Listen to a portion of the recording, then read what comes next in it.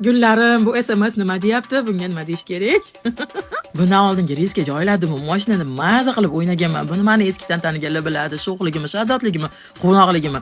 Yangi kirib kelgan auditoriya точно buni eri yo'q degan fikrga kelib qoldi. Shatta sizlarga savol bergim keldi. Nimaga erkin yursa, maza qilib o'yinga tushsa, baxtli bo'lsa, yuzda tabassum bo'lsa, demak u ikkinchi xotin yoki bo'lmasa mutlaqo eri yo'q. Birinchi xotinlar, radnoy xotinlar, qaynonasi bor, qaynotasi bor, boshida eri bor, farzandi bor ayollar o'yin kulgu qilishga, baxtli bo'lishga, xursand yashashga nima uchun haqqi yo'q? Ayoliga ishonsa, uni baxtli qilsa, erkaklik maqomidan ayirib tashladi-yu, uyga o'tkazib qo'yib zulm ko'rsatsa, u haqiqiy erkak hisoblanadi. 74 ga kirgan dadajonim, ya'ni qaynotam borlar. Meni hamma videolarimni ko'radilar, menga podpiska bo'lganlar. Qizim, hayotga bir marta kelasiz, maza qilib yashang.